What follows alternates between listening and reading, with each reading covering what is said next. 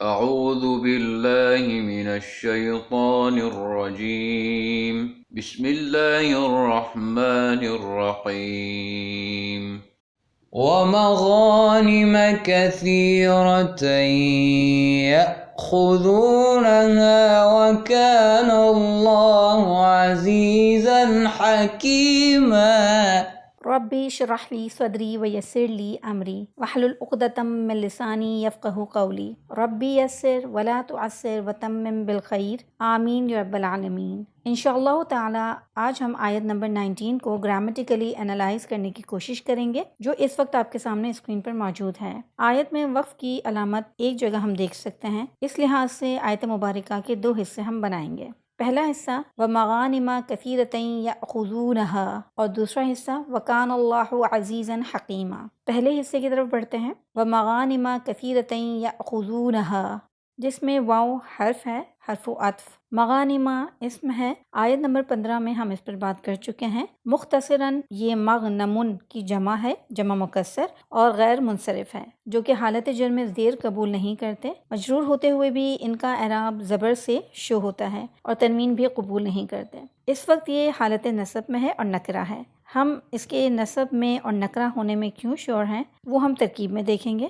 غنیمتیں اس کا معنی ہوگا۔ کثیرتاً اسم ہے واحد مؤنث، منصوب ہے اور نکرہ ہے۔ فعیلن کے وزن پر صفت زیادہ یا کثیر اس کا معنی ہے۔ یأخذون فعل ہے، حمزہ خا زال، فعل غیر صحیح میں یہ محموز الفا ہے۔ فعل مضارع معروف، ثلاثی مجرد باب نصر یا شروع سے اخذ یأخذ اخذن، کسی چیز کا احاطہ کرنا، پکڑنا۔ جمع مذکر غائب کا صیغہ، واو ضمیر مرفوع متصل و بارز اس کا فاعل، ہا ضمیر منصوب متصل واحد مؤنث غائب کی، جو مغانمہ کی طرف اشارہ ہے۔ ترکیب دیکھتے ہیں۔ واو حرف عطف، مغانمہ یہ یہاں پر موصوف ہے اور اس کی صفت کثیرتاً منصوب اور نکرہ ہے۔ اس لحاظ سے یقینی طور پر موصوف بھی منصوب اور نکرہ ہی ہوگا، کیونکہ صفت اسم کے چاروں پہلوؤں میں اپنے موصوف کو فالو کرتی ہے۔ یأخذونہا فعل، فاعل اور مفعول بہ جملہ فعلیہ ہو کر یہ صفت نمبر 2 ہوگا۔ مغانمہ موصوف کے لیے یعنی محلاً منصوب،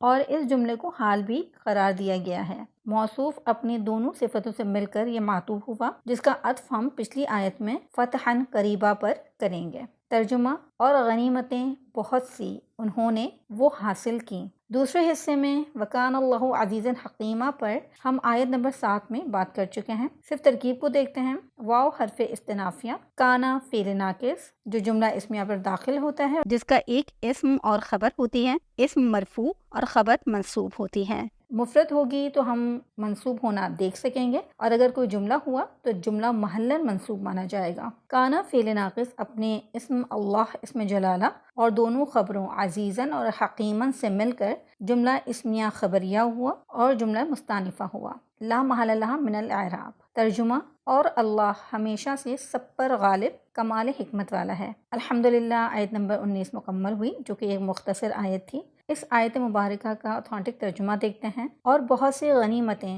جنہیں وہ حاصل کریں گے، اور اللہ عز و جل ہمیشہ سے سب پر غالب کمال حکمت والا ہے۔ محمود صافی صاحب کی ورکنگ اس وقت آپ کے سامنے اسکرین پر موجود ہے۔ انشاءاللہ تعالی اگلے لیکچر میں آیت نمبر 20 کے ساتھ آپ سے ملاقات ہوگی۔ جزاکم اللہ خیرا کثیرا، سبحانک اللہم و بحمدک، اشہد ان لا الہ الا انت، استغفرک و اتوب الیک۔